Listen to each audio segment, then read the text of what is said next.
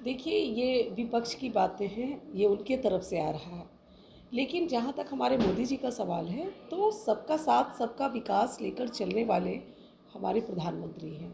और ईद के अवसर पर सौगातें मोदी दी जा रही हैं, लगभग 32 लाख परिवारों में हम वितरित करने जा रहे हैं, 32,000 मस्जिदों पर जाकर बाँटेंगे।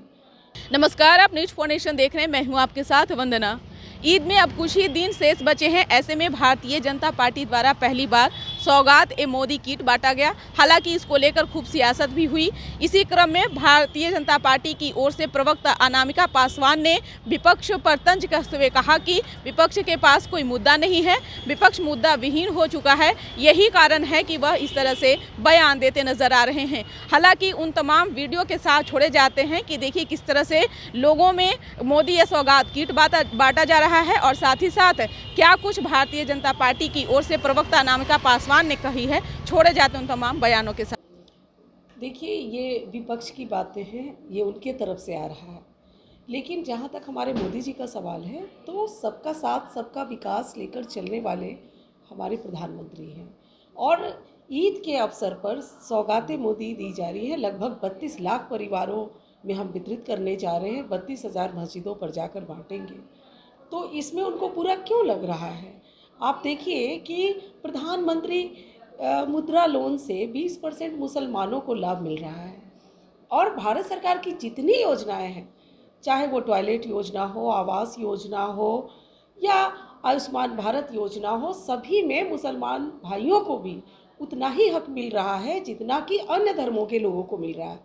तो ये लोग धर्मनिरपेक्ष को एक मुद्दा बना रहे हैं और ये सेकुलर सेकुलर चिल्लाते हैं। अरे हम लोग तो काम कर रहे हैं और ये मुसलमान भाई देख रहे हैं। और इनके सवाल उठाने से ऐसा नहीं होगा कि आपने देखा कि कल हम लोगों ने किट बांटा और मुसलमान बहनें जो थी वो बहुत खुश थी और मोदी जी को बहुत दुआएं दे रही थी, आशीष दे रही थी।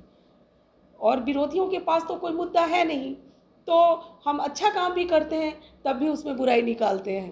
अब तक ये आपने कितने लोगों में ये किट बांटा? जी, हम लोगों ने पटना में लगभग 5,000 किट तैयार किया था और कल भी बटा है, आज भी कहीं कहीं बट रहा है और हम लोग थोड़ा थोड़ा करके बांट रहे हैं।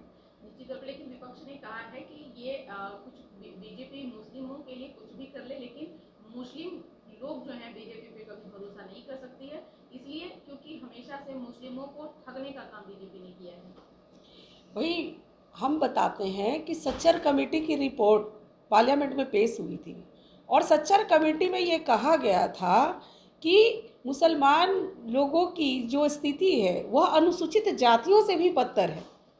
तो या तो वो रिपोर्ट गलत है या हम लोग गलत है, जो आज के समय में 75% उस मुसलमान भाइयों के साथ भाजपा खड़ी है जो पासमंदा है, दर्जी है, कुंजड़ा है, जो आर्थिक रूप से पिछड़े, उनके साथ भारत सरकार खड़ी है। और इन लोगों ने अगर काम किया होता तो ये स्थिति आज मुसलमान भाई बहनों की नहीं होती। लेकिन इन्होंने क्या किया, ये कांग्रेस हो या आरजेडी हो, कुछ कटमुल्लों और मौलवी को पकड़कर वोट बैंक की राजनीति करते हैं। लेकिन हम तो उन गरीब मुसलमान भाइयों को देख रहे हैं जिनका हक इन लोगों ने छीना है। निश्चित तौर पे एक तरफ ईद को लेकर काफी बिहार में सियासत हो रही है। एक तरफ बीजेपी के मंत्री हैं नीरज कुमार बबलू ने कहा कि सड़कों पर नमाज न करें, मस्जिदों में जाकर करें। तो दूसरी तरफ विपक्ष ने यह कहा कि जिस तरह से मुस्लिमों को रोका जा रहा है नमाज पढ़ने से, तो ये लोग अपने फेस्टिवल में जुलूस निकालते हैं, मंदिर से लेकर के दूर दूर तक के सड़कों की घेराबंदी करते हैं। ये कहाँ से उचित है?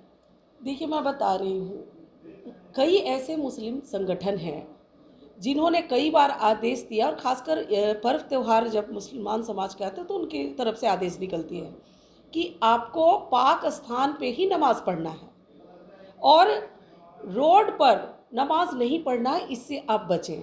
तो रोड कितना गंदा होता है ये हम सभी जानते हैं। और रोड पर जब नमाज पढ़ते हैं तो इससे लॉ एंड ऑर्डर खराब होता है, पहला।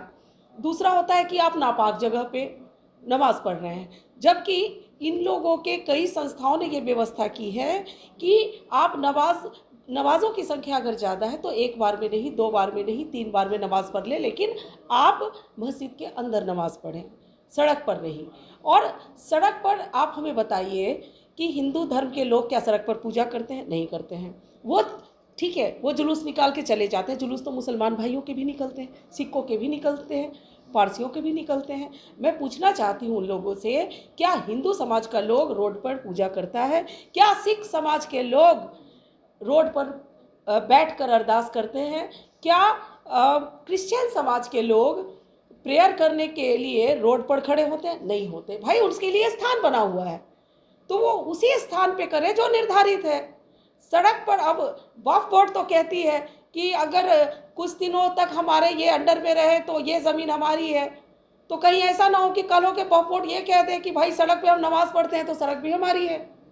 तो लॉ एंड ऑर्डर का मामला यहाँ पे आ रहा है, लोगों के आवाजाही में दिक्कत होती है। आपने देखा होगा पटना जंक्शन में किस तरह की भीड़ होती है, और हनुमान मंदिर के बगल में और जंक्शन के बगल में मस्जिद है, लोगों को कितनी परेशानियों का सामना करना पड़ता होगा। और मैं सिर्फ एक जुमे की बात नहीं कर रही हूँ, आप तो ईद का समय है, तो रमज़ान का महीना है, तो आप सुबह शाम पढ़ते हैं, लेकिन ऐसे तो साल में 52 बार आप नमाज़ पढ़ते हैं। तो आप सोचिए कि कितने दिनों तक लोगों को तकलीफ़ होती रहेगी। तो लोगों की तकलीफ़ की, और हमारा भारत ऐसा तो नहीं है, हालांकि कांग्रेस के टाइम में जितने भी नियम कानून बने वो सिर्फ मुसलमान भाइयों के लिए बने। आप बता दीजिए हमको कि एक भी कानून जो हिंदू समाज के लिए बने हो, जो सिख के लिए बने हो, और भी तो हैं अल्पसंख्यक, सिर्फ मुसलमान भाई तो नहीं है भारत में। तो मोदी जी सबका साथ सबका विकास है, वो मुसलमान भाइयों के लिए भी करते हैं, सिखों के लिए भी करते हैं, ईसाइयों के लिए भी करते हैं। ऐसा नहीं है कि सिर्फ हिंदू के बारे में सोचते हैं, वो सभी के लिए सोचते हैं।